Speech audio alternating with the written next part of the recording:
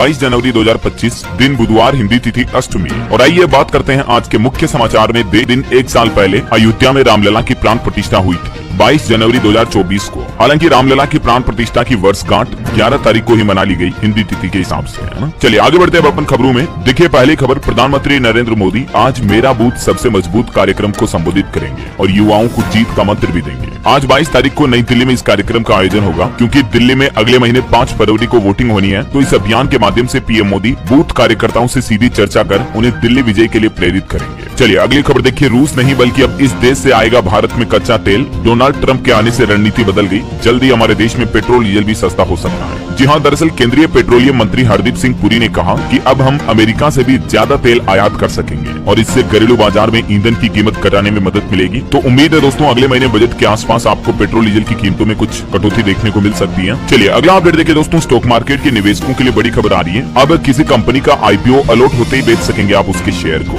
मतलब IPO allot होने के बाद जब तक कंपनी की मार्केट में लिस्टिंग होगी ना, उससे पहले आप शेयरों को खरीद बिक्री कर पाएंगे। इस तरह के नए सिस्टम को सेबी मंजूरी देने का प्लान बना रहा है। सेबी चीफ का कहना है कि ग्रे मार्केट एक्टिविटी को रोकना चाहता है सेबी, और इसलिए आईपीओ शेयर के लिए प्री लिस्टिंग ट्रेडिंग प्लेटफॉर्म बनाने पर ही विचार किया जा रहा है। सेबी की चेयरपर्सन माधवी पूरी बुच की तरफ से बात की जानकारी दी गई। अच्छा, इसके अलावा एक और प्लान है सेबी का, एआई यानी आर्टिफिशियल इंटेलिजेंस का इस्तेमाल करेगा अब सेबी। अगले 2 साल में मार्केट में 1000 से भी ज्यादा आईपीओ प्रोसेस होंगे। वहीं दोस्तों भारत में निवेश करने वाले लोगों के लिए अच्छी खबर आ रही, अगले 3 साल में आपका निवेश दुगुना हो सकता है। हर आदमी बचाएगा पैसा। भारतीय निवेशकों को लेकर भविष्य की ये रिपोर्ट कहती है कि भारत में निवेश की संख्या तेजी से बढ़ रही है और माना जा रहा है कि वित्त वर्ष 2029 तक कुल एसेट अंडर मैनेजमेंट एयूएम की राशि $2.3 ट्रिलियन तक पहुंच सकती है, जो कि अभी $1.1 ट्रिलियन है। और वैसे निवेश को लेकर एक अच्छी रिपोर्ट तो ये भी आई है कि निवेश के मामले में भारत दुनिया के शीर्ष 5 देशों की लिस्ट में शामिल हुआ। PwC सर्वेक्षण में भारत की आर्थिक वृद्धि पर भी जोर दिया गया, जो कि इंडिया की इकोनॉमी के लिए भी एक अच्छी बात है। विश्व आर्थिक मंच की बैठक में पहले दिन भारत का दबदबा देखने को मिला। और भारत के मार्केट पर भी खबर देखिए, भारत दुनिया का सबसे बड़ा बाजार बन रहा है। कुल खपत का 16% अकेले खाएगा देश। रिपोर्ट्स में बताया गया दोस्तों कि साल 2050 तक भारत वैश्विक खपत का 16% हिस्सा होगा, जो कि 2023 में 9% हिस्सा ही था। मैकिन्से की रिपोर्ट के मुताबिक केवल उत्तरी अमेरिका ही भारत से आगे रहेगा 2050 में खर्च के खपत के मामले में, मतलब, है ना। और इसके पीछे कारण है भारत की युवा आबादी का विकास होगा 2050 तक, है ना। और वही खबर देखिए आप, भारत को प्रधानमंत्री मोदी के रूप में सही समय पर सही नेता मिला, ये कहना है चंद्रबाबू नायडू का। दावोस में जो अभी विश्व आर्थिक मंच WEF की सालाना बैठक चल रही है, इस बैठक के कार्यक्रम के आयोजन में चंद्रबाबू नायडू ने पीएम मोदी पर अपनी ये राय रखी। चंद्रबाबू नायडू आंध्र प्रदेश के मुख्यमंत्री हैं। चलिए अगला अपडेट देखिए, बॉलीवुड एक्टर सैफ अली खान को 5 दिन बाद मुंबई के लीलावती अस्पताल से डिस्चार्ज किया गया। ये कार से उतरकर खुद बिल्डिंग के अंदर गए। सुरक्षा की जिम्मेदारी एक्टर रोनित रॉय की एजेंसी को सौंपी गई। अभी इनकी तबीयत ठीक बताई जा रही है और हम जल्द इनके स्वस्थ होने की कामना करते हैं। वही खबर देखिए दोस्तों, जम्मू कश्मीर में जो रहस्यमय बीमारी फैली हुई है, उससे अब एक और व्यक्ति को अस्पताल में भर्ती किया गया। जम्मू के बदाल गाँव में अब तक 17 लोगों की मौतें हो चुकी है। मुख्यमंत्री उमर अब्दुल्ला बोले कि हर जगह बड़े अस्पताल नहीं बना सकते। और नक्सलवाद पर बड़ी खबर आ रही, छत्तीसगढ़ उड़ीसा बॉर्डर पर मुठभेड़ में 27 और नक्सलियों के मारे जाने की खबर है। 14 नक्सलियों की तो डेड बॉडी भी रिकवर हुई, इनमें 1 करोड़ के इनामी नक्सली भी शामिल है। और इधर झारखंड में भी पुलिस पर हमले की नक्सलियों की बड़ी साजिश नाकाम हुई, सुरंग से 21 IED बम बरामद हुए। वही खबर देखिए, कर्नाटक हाईकोर्ट के जज बोले कि संविधान को बनाने में ब्राह्मणों का भी मुख्य योगदान रहा है। अम्बेडकर ने कहा था कि BN राव नहीं होते तो संविधान 25 साल लेट तैयार होगा। कर्नाटक हाईकोर्ट के जस्टिस कृष्ण S दीक्षित ने अपनी राय रखी है संविधान को लेकर। और वही दोस्तों, कलकत्ता ट्रेनी डॉक्टर केस मामले पर जो अभी एक दिन पहले कोर्ट ने फैसला सुनाया था, तो संजय रॉय को उम्र कैद की सजा सुनाने वाले जज बोले कि पुलिस लापरवाह थी। अस्पताल प्रशासन ने भी इस घटना पर पर्दा डाला और उन्होंने अपने फैसले पर कहा कि भावनाओं में नहीं बल्कि सबूत देखकर सजा दी। हालांकि कोर्ट के इस फैसले पर पश्चिम बंगाल की मुख्यमंत्री ममता बनर्जी सरकार बोली कि दोषी को फांसी की सजा होनी चाहिए और इस मामले पर अब हाईकोर्ट में भी याचिका लगाई दी गई है। चलिए अगला अपडेट आ रहा, नेशनल बुक ट्रस्ट का विश्व पुस्तक मेला 1 फरवरी से आयोजित होगा। साहित्य संस्कृति का भी जश्न मनाया जाएगा। भारत में पठन संस्कृति को बढ़ावा देने के उद्देश्य से शिक्षा मंत्रालय भारत सरकार की तरफ से ये विश्व पुस्तक मेले की मेजबानी की जाएगी। 1 से 9 फरवरी 2025 तक नई दिल्ली भारत मंडपम में इस मेले का आयोजन होगा। और खबर है, गुजरात में नगर पालिका पंचायत चुनाव की तारीखों का ऐलान हुआ। जूनागढ़ मनपा और 66 नगर पालिकाओं के लिए 16 फरवरी को मतदान होगा। 18 तारीख को गिनती होगी वोटों की। और पंजाब अमृतसर में देखिए दोस्तों एक अनोखी पहल, सड़कों पर यमराज बनकर उतरे लोगों को ट्रैफिक नियम समझाने के लिए,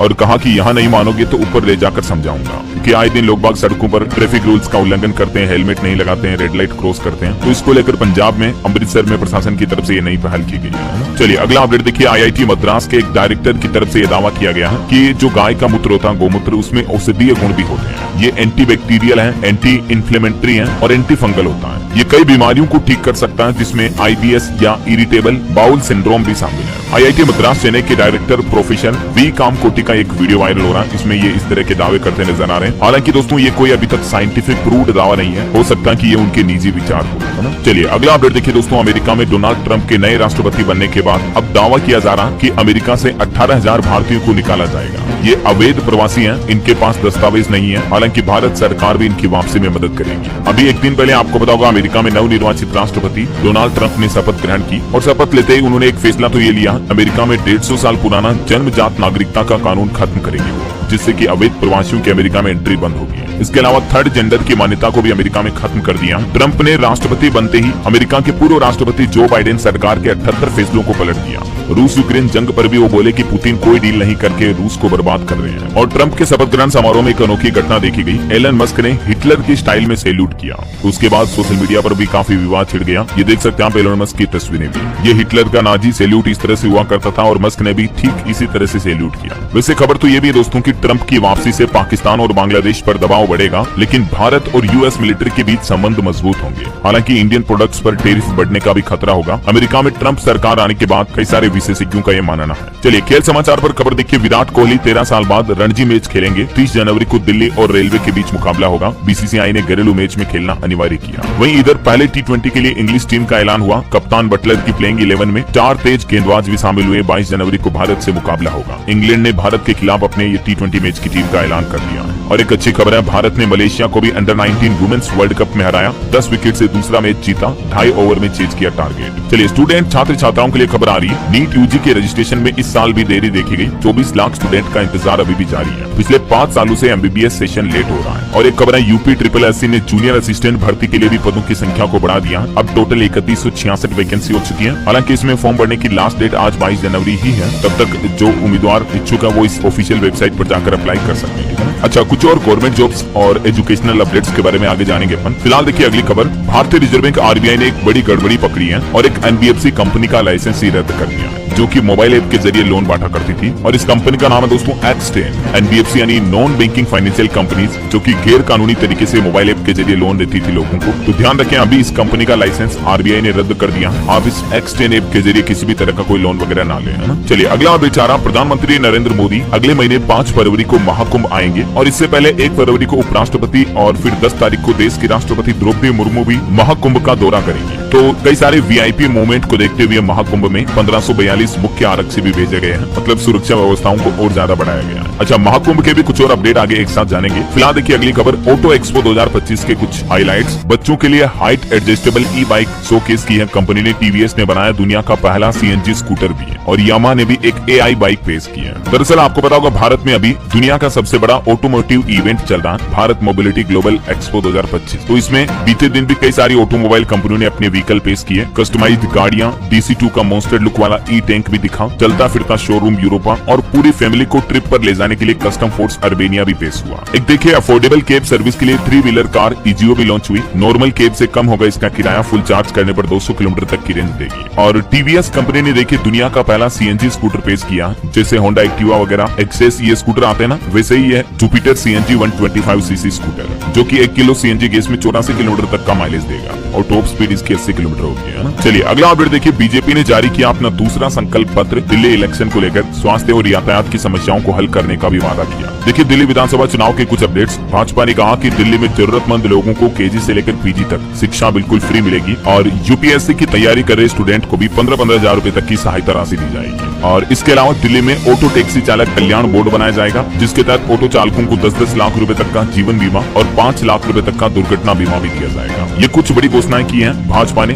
दिल्ली विधानसभा चुनाव को लेकर। मतलब अपना दूसरा संकल्प पत्र जारी किया दिल्ली में। और भी विद्यार्थियों और कामगारों के लिए कई बड़े ऐलान किए हैं। वैसे दिल्ली चुनाव के बीच अब भारतीय चुनाव आयोग ने भी नई दिल्ली में 23-24 जनवरी को वैश्विक चुनाव प्रबंधन सम्मेलन का आयोजन करने का फैसला किया है। 2 दिन तक चलेगा ये सम्मेलन, है ना। तो ये दिल्ली इलेक्शन को लेकर कुछ अपडेट चल रहे हैं। और चलिए अगली खबर देखिए दोस्तों, कर्नाटक में कांग्रेस की जय भीम और जय बापू रैली का आयोजन हुआ। कर्नाटक के मुख्यमंत्री सिद्धारमैया बोले कि गांधी सच्चे हिंदू रहे हैं, मरते वक्त भी हे राम कहा। शिव कुमार बोले कि भाजपा गोडसे की पार्टी है। तो ये कुछ पॉलिटिक्स की बयानबाजी चल रही है। और भारत की कॉफी पर भी एक रिपोर्ट आ रही है दोस्तों। भारतीय कॉफी के स्वाद की दीवानी होती जा रही दुनिया, विश्व भर में मांग बढ़ रही है और भारत में कॉफी के निर्यात में लगातार बढ़ोतरी भी हो रही है। ये पिछले 2 सालों के डेटा भी आप देख सकते हैं। और वहीं एक्सपोर्ट पर एक और खबर आ रही कि केंद्र सरकार ने चालू सत्र में भी 10 लाख टन चीनी निर्यात की अनुमति दी है, जिससे कि देश के 5 करोड़ किसान परिवारों और लाखों श्रमिकों को मदद मिलेगी। मतलब शुगर, चीनी, शक्कर का एक्सपोर्ट किया जाएगा इतना। चलिए अगला अपडेट देखिए। अब मात्र 10 मिनट में आप Xiaomi और Nokia के मोबाइल फोन्स भी घर पर खरीद पाएंगे। ऑनलाइन होम डिलीवरी होगी। ब्लिंकिट कंपनी की तरफ से ये सर्विस शुरू की गई है। और दोस्तों नौकरियों पर एक रिपोर्ट सामने आ रही है कि अगले 5 साल में पैदा होंगे 17 करोड़ नए मौके,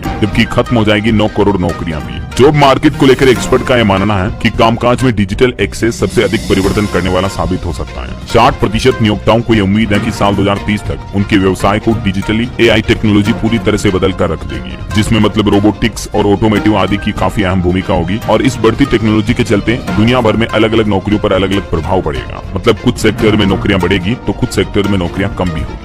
चलिए अगला अपडेट देखिए। बजट 2025 को लेकर खबर है कि बजट में मिडिल क्लास लोगों को टैक्स से राहत दी जाए। सरकार पर सियासी दबाव बनाने में भी जुटी कांग्रेस। मतलब कांग्रेस ने बजट को लेकर केंद्र सरकार से कहा कि आम आदमी और मध्यम वर्ग के लोगों को राहत देने के लिए सरकार टैक्स छूट में कटौती को बढ़ाए। ऐसा आपको पता होगा अगले महीने की पहली तारीख 1 फरवरी को इस साल 2025 का आम बजट पेश किया जाएगा। और फिलहाल वक्त तो चला आज के ताजा मौसम समाचार जानने का। और देखिए मध्य प्रदेश राजस्थान के 14 शहरों में तापमान 10 डिग्री से नीचे पहुंचा। दिल्ली में आंधी तूफान और बारिश का फिर से अलर्ट है। हिमाचल में बर्फबारी की वजह से पारा -4 डिग्री तक चल रहा है। मौसम विभाग की चेतावनी है दोस्तों की आज दिल्ली NCR में बादल बरसेंगे। और पिछले 6 सालों में कल का बीता दिन 21 जनवरी सबसे गर्म दिन रहा। अभी आपको पता होगा कई राज्यों में ठंड मतलब बहुत कम हो चुकी है, राइट। लेकिन मौसम विभाग का कहना कि फिर से लौटेगी ठंड। दिल्ली NCR समेत कई राज्यों में ठंड के साथ तेज बारिश का भी अलर्ट है। चलिए अलग अलग राज्यों के भी मानसून अपडेट देख लेते हैं फटाफट से। मध्य प्रदेश में देखिए कोहरे की वजह से मुंबई इंदौर फ्लाइट डाइवर्ट की गई, भोपाल में उतारी गई। राजस्थान में आज से फिर से बारिश की आशंका है। जयपुर, सीकर समेत 8 जिलों में असर रहेगा। पंजाब में भी 2 दिन घने कोहरे का अलर्ट। 1 महीने में चौथी बार वेस्टर्न डिस्टर्बेंस एक्टिव हुआ। पंजाब में आज भी बारिश और तूफान की चेतावनी है। हरियाणा में भी आज रात से बारिश की संभावना रहेगी।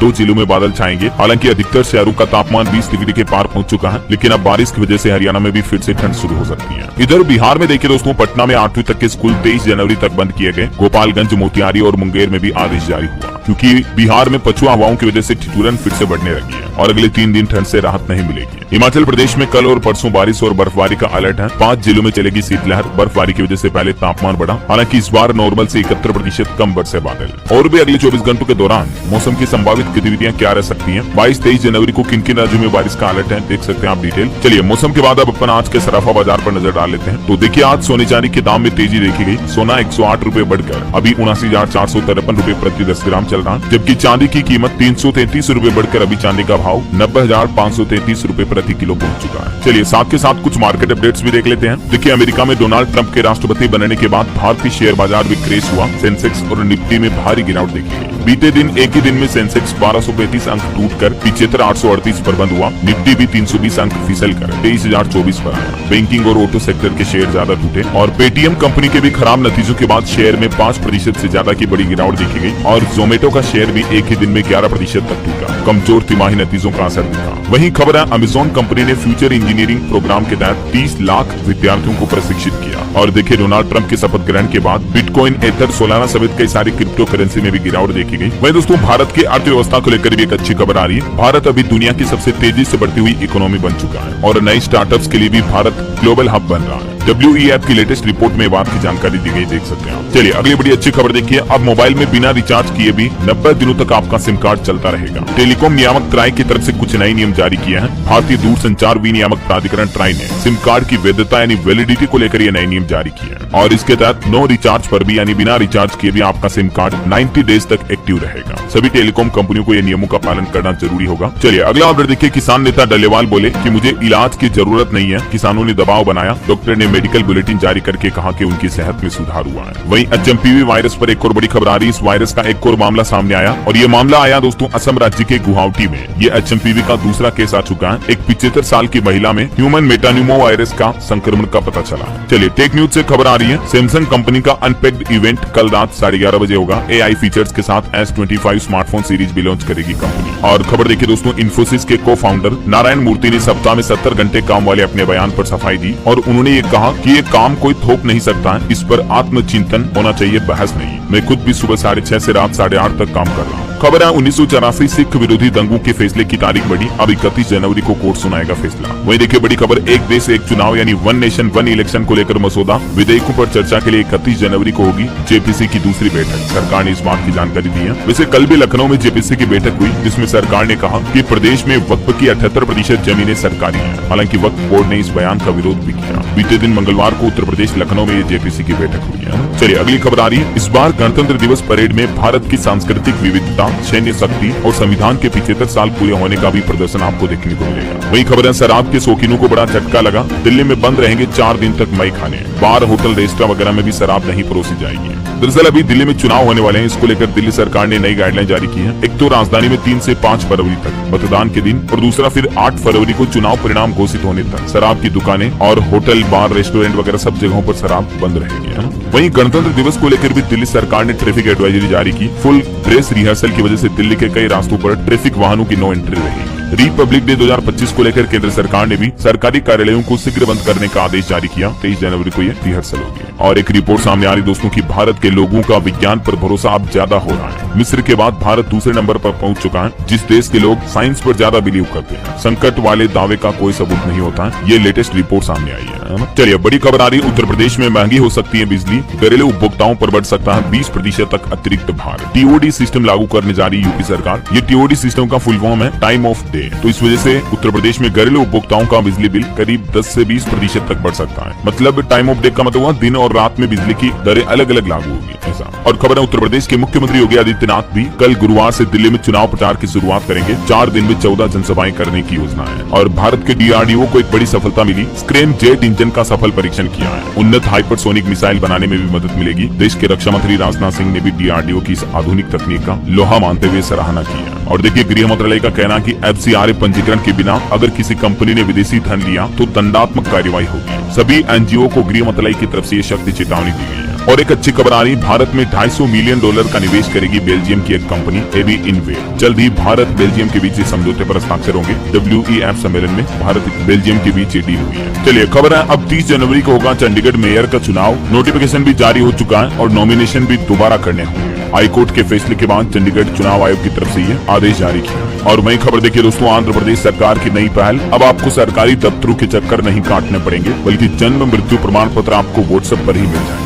आंध्र प्रदेश राज्य सरकार एक नई सुविधा शुरू करने जा रही है, जिसकी जानकारी आंध्र प्रदेश के चीफ सेक्रेटरी विजयानंद की तरफ से दी गई। अब जन्म मृत्यु प्रमाण पत्र जैसे इंपोर्टेंट डॉक्यूमेंट आप व्हाट्सएप से ही डाउनलोड कर पाएंगे। तो जल्दी इसके व्हाट्सएप नंबर जारी होंगे तो मैं आपको बता दूंगा। हाल ही में इससे पहले आंध्र प्रदेश सरकार ने किसानों के लिए भी एक ऐसी सुविधा शुरू की थी और उसके लिए रहे ये नंबर, जहां किसानों को फसल बेचने की सुविधा मिलती है। अपनी उपज को बेचने के लिए मंडियों का चक्कर नहीं लगाना पड़ता है। चलिए अगला अपडेट देखिए, डायमंड सेक्टर में बढ़ेगा देश का रुतबा। सरकार की तरफ से एक नई स्कीम लॉन्च की गई है। दरअसल केंद्र सरकार ने हीरे के व्यापार को बढ़ावा देने के लिए और निर्यात बढ़ाने के लिए हीरा इम्प्रेस्ड ऑथराइजेशन स्कीम का ऐलान किया है। ये नई योजना इसी साल 1 अप्रैल 2025 से लागू होगी। इसका मकसद है देश में हीरा मार्केट को बढ़ावा देना और इससे डायमंड के सेक्टर में नई नई नौकरियां भी पैदा होगी। और वहीं दोस्तों चंडीगढ़ के बाद उत्तराखंड में भी देखिए आप निकाय चुनाव को लेकर अपडेट आना। चुनाव प्रचार खत्म हुआ, अब चुनावी सभाओं पर भी प्रतिबंध लग चुका है। कल 23 जनवरी को उत्तराखंड राज्य में निकाय चुनाव होने जा रहे हैं और ये चुनाव के दिन पूरे प्रदेश में अवकाश भी रहेगा। मतलब 23 तारीख को उत्तराखंड में छुट्टी रहेगी। और एयरलाइंस कंपनी पर एक अपडेट आ रहा, अब गो फर्स्ट नहीं भरेगी उड़ान, बल्कि अपनी संपत्तियां बेचकर चुकाएगी कर्ज। 54 विमानों का पंजीकरण भी रद्द किया। अभी गो फर्स्ट एयरलाइन कंपनी काफी वित्तीय संकट में फंसी हुई है। और WEF की एक और रिपोर्ट देखिए दोस्तों, प्रौद्योगिकी विकास में मजबूत गति से बढ़ रहा हमारा भारत डिजिटल नवाचार के लिए वैश्विक केंद्र के रूप में सबसे आगे निकल चुका है। भारत में विश्व आर्थिक मंच के संपर्क कार्यालय centre for the fourth industrial revolution India ने दावोस में ये WEF की सालाना बैठक में अपनी रिपोर्ट जारी की। चलिए खबर देखिए, इंडिया बुक ऑफ रिकॉर्ड में दर्ज हुआ उत्तर प्रदेश गोंडा की आद्या का नाम। इस लड़की ने सबसे कम उम्र में एक काम किया है। मात्र 4 साल की आद्या ने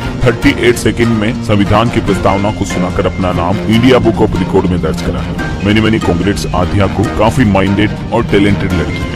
चलिए खबर आ रही है, अमेरिका के नए विदेश मंत्री के साथ द्विपक्षीय मीटिंग करेंगे भारत के विदेश मंत्री एस जयशंकर। क्वाड मंत्रियों के साथ भी होगी चर्चा। और वहीं देखिए दोस्तों, महाकुंभ पर फोन पे की तरफ से एक ऑफर निकाला गया है। 1 रुपए का भी आप ट्रांजेक्शन करोगे तो आपको 144 रुपए का कैशबैक मिलेगा। जो यूपीआई के फर्स्ट टाइम यूजर्स हैं, प्रयागराज शहर में अगर यूपीआई लेन देन करते हैं तो उनके लिए फोन पे कंपनी की तरफ से ऑफर निकाला गया। इस कैंपेन को महाकुंभ का महाशुगन नाम दिया फोन पे कंपनी ने। और महाकुंभ की बात हो ही रही है दोस्तों, तो चलिए साथ के साथ महाकुंभ के कुछ और अपडेट देख लेते हैं। देखिए, एक तो आज प्रयागराज में योगी कैबिनेट की बैठक होने जा रही है, जिसमें 54 मंत्रियों के साथ मुख्यमंत्री त्रिवेणी में स्नान भी करेंगे। कल भी महाकुंभ में योगी कैबिनेट की बैठक हुई, जिसमें 12 से ज्यादा प्रस्ताव पारित हुए। मुख्यमंत्री योगी आदित्यनाथ ने फैसला लिया 40 लाख छात्रों को टैबलेट और स्मार्टफोन मिलेंगे यूपी में। इसके अलावा बलरामपुर समेत उत्तर प्रदेश के 4 जिलों में नए मेडिकल कॉलेज भी बनाए जाएंगे। और महाकुंभ में जो हाल ही में आपको पता होगा आग लगने की घटना हुई थी, उसके बाद अब एक नया नियम लागू हो चुका है। महाकुंभ में एलपीजी गैस सिलेंडर की जांच करवाना अनिवार्य होगा और अनाधिकृत सिलेंडरों की बिक्री पर भी सख्त पाबंदियां लागू रहेगी। खाद्य एवं रसद विभाग की बैठक में ये फैसला लिया गया है। और बाकी आज पूरे मंत्रिमंडल के साथ त्रिवेणी संगम में डुबकी लगाएंगे मुख्यमंत्री योगी आदित्यनाथ। आज बुधवार को एक और बैठक भी होने जा रही है। और महाकुंभ के कुछ नजारे देखिए आप। चिमटा वाले बाबा ने एक यूट्यूबर को पीट डाला। बॉलीवुड एक्टर अनुपम खेर बोले कि मुख्यमंत्री योगी आदित्यनाथ के लिए मैं भी प्रार्थना करूंगा। बिजनेसमैन अडानी ने भी भंडारा शुरू कर दिया है। दरअसल अडानी ने अपनी घोषणा के मुताबिक वो खुद महाकुंभ में पहुंचे और यहाँ खुद उन्होंने खाना बनाया और भंडारा करके लोगों को खिलाया।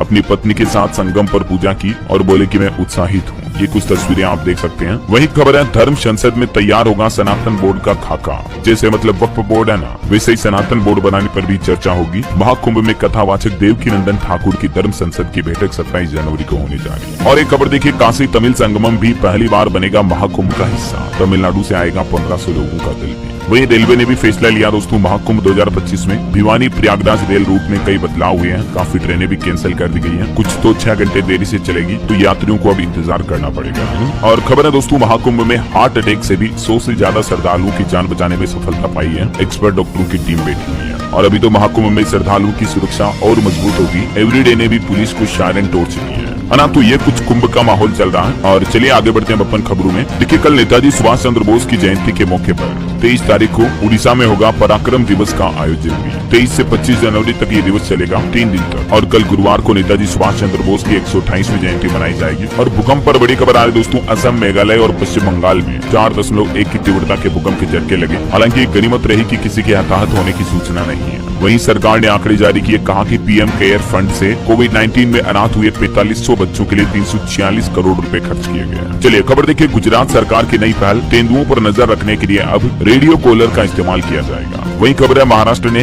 दावोस में चल रहे विश्व आर्थिक मंच में 38,750 करोड़ रुपए के कई निवेश समझौतों के ज्ञापन पर भी हस्ताक्षर किए। खबर है दोस्तों, आज नई दिल्ली में बेटी बचाओ बेटी पढ़ाओ योजना की 10वीं वर्षगांठ में मनाएगी केंद्र सरकार। बालिकाओं की सुरक्षा, शिक्षा और सशक्तिकरण के लिए जो सरकार की तरफ से ये नई योजना शुरू की गई है, तो इसकी आज 10वीं वर्षगांठ है। और खबर है दोस्तों, 2 फरवरी से 30 मार्च तक आम जनता के लिए खुला रहेगा राष्ट्रपति भवन का अमृत उद्यान। तब तक आप भी घूमने करने जा सकेंगे। वही देखिए, विदेश सचिव विक्रम मिस्री ने पेरिस में फ्रांस के विदेश मंत्री जीन नोएल बेरोट के साथ बैठक की और भारत फ्रांस के बीच द्विपक्षीय संबंधों पर चर्चा हुई। खबर है, खेल मंत्री डॉक्टर मनसुख मांडविया ने राष्ट्रीय खेल महासंघों से साल 2028 में लॉस एंजेलिस ओलंपिक्स में भारत के प्रदर्शन पर भी जोर दिया। वही देखिए, IMF यानी अंतर्राष्ट्रीय मुद्रा कोष की उप प्रबंधक निदेशक गीता गोपीनाथ का भी कहना है कि भारत अभी दुनिया की तेजी से बढ़ती अर्थव्यवस्था बना हुआ है, लेकिन 10 ट्रिलियन डॉलर की इकोनॉमी बनाने के लिए भारत को ज्यादा प्रयास करने होंगे। अगर 2047 तक भारत को विकसित भारत का लक्ष्य हासिल करना है, तो इस उद्देश्य को पूरा करने के लिए भारत में विकास को और तेज करना पड़ेगा। कई बड़े संरचनात्मक सुधारों की आवश्यकता होगी। और बजट पर भी एक अपडेट आ रहा दोस्तों की खाने के रिफाइंड तेल पर बढ़ाए जाए आयात शुल्क। उद्योग संगठनों की तरफ से वित्त मंत्री निर्मला सीतारमण से भी ये अपील की गई है। चलिए अगली बड़ी अच्छी खबर देखिए, केंद्र सरकार ने कुशल व्यावसायिक दस्तावेज प्रबंधन के लिए एंटिटी लॉकर भी लॉन्च किया है, जिससे सरकार को डॉक्यूमेंट के लिए डिजी लॉकर की सफलता मिली है। उसी तरह से एक नया डिजिटल प्लेटफॉर्म ये एंटिटी लॉकर लॉन्च किया है, जो कि व्यापार और संगठनात्मक दस्तावेजों के प्रबंधन और सत्यापन को सरल बनाता है। मतलब इसमें आप व्यापार, बिजनेस, स्टार्टअप से जुड़े डॉक्यूमेंट का संग्रह कर पाएंगे। चलिए अगला अपडेट देखिए, नोएडा और ग्रेटर नोएडा में कचरे से भी बनेगी बिजली। इसी साल 15 अगस्त से ये नया संयंत्र शुरू होने जा रहा है। अस्तौली में हरा कोयला संयंत्र शुरू किया जाएगा। और बड़ी खबर आ रही है, उत्तर प्रदेश में ट्रैक्टर, ट्रॉली और ट्रेलर के रजिस्ट्रेशन के नियमों में बड़े बदलाव किए हैं। योगी सरकार की तरफ से नई SOP जारी की गई। बिन मानकों और अवैध रूप से दौड़ रहे ट्रैक्टर ट्रॉली से होने वाली सड़क दुर्घटनाओं को रोकने के लिए ये उत्तर प्रदेश की योगी सरकार की तरफ से बड़ा कदम उठाया गया। और ये जो नई SOP जारी की, इसमें एक तो ट्रैक्टर ही नहीं बल्कि उनकी ट्रॉलियों और ट्रेलर का भी पंजीकरण करवाना जरूरी होगा परिवहन विभाग के अंदर। बाकायदा उनका भी चेसिस नंबर वगैरह सब कुछ दर्ज होंगे। ये नया आदेश जारी किया योगी सरकार ने। चलिए खबर है, झारखंड की हेमंत सोरेन सरकार ने राज्य कर्मियों को बड़ा तोहफा दिया। 6000 के प्रीमियम पर अब स्वास्थ्य बीमा योजना का लाभ मिल पाएगा। वहीं खबर है, झारखंड में इस रूट पर बनेगा एक और रेलवे स्टेशन। एम्स देवघर जाने में सुविधा होगी और रांची की दूरी भी घटेगी। देवीपुर में बनना जा रहा है नया रेलवे स्टेशन। और सावधान हो जाएं, झारखंड के इस शहर में बच्चों को सिगरेट गुटखा बेचना भारी पड़ेगा, 7 साल तक की जेल की सजा होगी। दरअसल झारखंड के लातेहार में ये प्रशासन की तरफ से नया आदेश जारी किया गया, देख सकते हैं आप जानकारी। चलिए दोस्तों, अब अपन कुछ स्टेट न्यूज अपडेट देख लेते हैं फटाफट से। देखिए, राजस्थान में अब कुलपति कहलाएंगे कुलगुरु। आयु सीमा भी 5 साल घटाने की तैयारी कर रही है। जल्द ही राजस्थान विधानसभा में इस तरह का नया बिल पेश किया जाएगा, वित्त मंत्री दिया कुमारी की तरफ से घोषणा की गई है। और खबर है, राजस्थान में स्कूलों को मर्ज करने के सरकारी आदेश पर भी छात्राओं ने प्रदर्शन किया, वाहन पर बैठकर नारेबाजी भी की। जोधपुर की ये तस्वीरें आप देख सकते हैं। और वहीं खबर है, राजस्थान में चित्तौड़गढ़ शिक्षक के उस गंदे वीडियो मामले में शिक्षा विभाग ने बड़ी कार्रवाई की। विभाग की छवि धूमिल करने पर दोनों शिक्षकों को बर्खास्त कर दिया।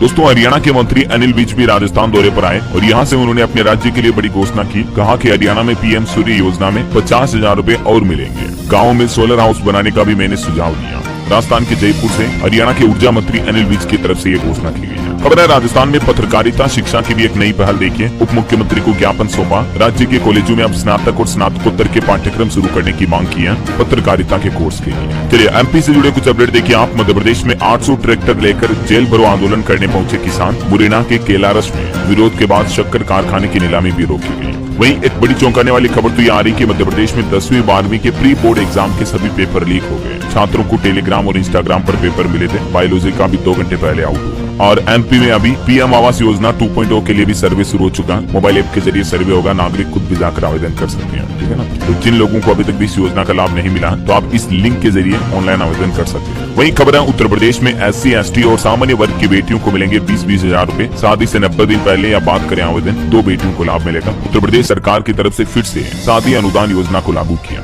और ऑनलाइन इस पोर्टल पर भी आवेदन किए जा सकते हैं, ठीक है। वहीं खबर देखिए, यूपी लखनऊ में 8 रूट पर फ्री में मिलेगी बस सेवा, 3 दिन कर सकेंगे सफर। यूपी दिवस की तैयारियों का डीएम ने जायजा लिया और 24 से 26 जनवरी तक आपको फ्री बस का फायदा भी मिलेगा। उत्तर प्रदेश मिल्कीपुर में भी मुख्यमंत्री योगी आदित्यनाथ की 24 जनवरी को जनसभा होगी। और बिहार से देखिए बड़ी खबर दोस्तों, बिहार के शारीरिक शिक्षा अनुदेशकों की ये मांग है। 8,000 रूपए मानदेय पर काम करने वाले 2350 अनुदेशक चाहते हैं कि उनको पूर्णकालिक नियुक्ति दी जाए, परमानेंट किया जाए मतलब। वहीं देखिए, बिहार पटना में भी पहली बार नेशनल स्कूल गेम्स साइकिलिंग प्रतियोगिता का आयोजन होने जा रहा। मरीन ड्राइव पर इसका आयोजन होगा। 22 राज्य और केंद्र शासित प्रदेशों के तकरीबन 700 खिलाड़ी इसमें हिस्सा लेंगे और ये आयोजन आज से शुरू होने जा रहा, जो कि 24 जनवरी तक चलेगा। चलिए खबर देखिए आप। झारखंड में फिर से शुरू होगा डोनर ह्यूमन मिल्क बैंक। नवजातों को मां का दूध उपलब्ध कराना इसका उद्देश्य है। झारखंड के 4 जिलों में पायलट प्रोजेक्ट के तहत इसकी शुरुआत भी की गई है। रांची, बोकारो, दुमका और हजारीबाग में ये प्रयोग के तौर पर खोला जाएगा। वहीं खबर है दोस्तों, हरियाणा में आज फिर होगी पटवारियों की बैठक। जिंद डीसीपी बोले कि सरकार के निर्देश आए तो कार्रवाई होगी।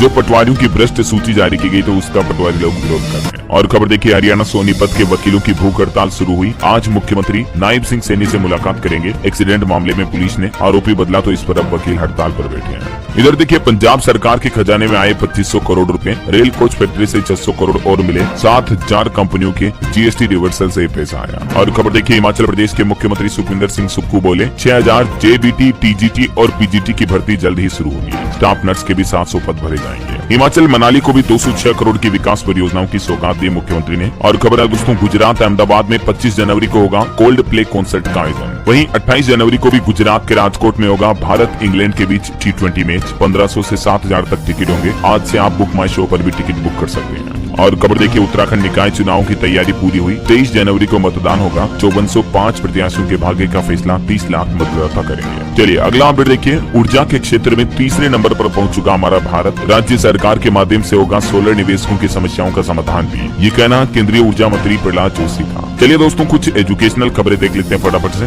देखिए, भेल कंपनी में 400 पदों पर भर्ती का नोटिफिकेशन जारी हुआ। 1 फरवरी से इसमें आवेदन शुरू होंगे और 28 फरवरी इसकी लास्ट डेट होगी, ठीक है ना। इसके अलावा SSC CGL 2024 का टाइपिंग टेस्ट रद्द हुआ। 27 जनवरी को नए एडमिट कार्ड जारी किए जाएंगे। और UCC पोर्टल अभ्यास में पास हुए 3500 डमी आवेदन। अब अधिसूचना का इंतजार है। उत्तराखंड सरकार की तरफ से जो UCC कानून लागू किया जाएगा। वहीं यूपी में देखिए, पूरे प्रदेश के माध्यमिक विद्यालयों में भरे जाएंगे 10,000 पद। टीचर्स की रिक्रूटमेंट निकलने वाली है। स्नातक के साथ ही BEd वाले भी मान्य होंगे। तो युवाओं के लिए खुशखबरी है, जल्दी शिक्षकों के 10,000 पद यूपी में भरे जाएंगे, है ना। इसके अलावा देखिए आप, उत्तर प्रदेश में BHU PhD में दाखिले की तारीख बढ़ाई गई। चलिए अंतर्राष्ट्रीय न्यूज पर एक बड़ी दुख भरी खबर आ रही दोस्तों। देखिए, तुर्की के एक रिजोर्ट में आग लगने की वजह से 66 लोगों की जान चली गई। 11वीं मंजिल से चादरों की रस्सी बनाकर उतरे लोग, 51 लोग घायल भी हो गए। तुर्की के बोलू राज्य में ये भयंकर आग लगी है। और वहीं खबर है दोस्तों, इजरायली सेना के चीफ ने भी इस्तीफा दिया। हमास के हमले को न रोक पाने की जिम्मेदारी ली। 6 मार्च को पद छोड़ेंगे हर्जई हलेवी। ओके, और अंत में आज के राशिफल पर नजर डाल लेते हैं। देखिए, मेष, कर्क, धनु और कुंभ राशि वाले लोगों को नौकरी में तरक्की मिलने की संभावना है। तुला राशि वालों की भी आर्थिक स्थिति बेहतर होगी। और भी कुछ अलग अलग राशियों का राशिफल आप देख सकते हैं स्क्रीन पर। और हाँ, आप मुझे कमेंट करके बताइए दोस्तों की अभी जो डोनाल्ड ट्रंप ने अमेरिका के राष्ट्रपति की शपथ ली, ये अमेरिका के कौन से वे राष्ट्रपति बने हैं, मतलब कितने नंबर के हैं, कमेंट में लिखिएगा। साथ ही इस वीडियो को लाइक और शेयर करना, इस न्यूज चैनल को सब्सक्राइब करके बेल आइकन जरूर दबा देना।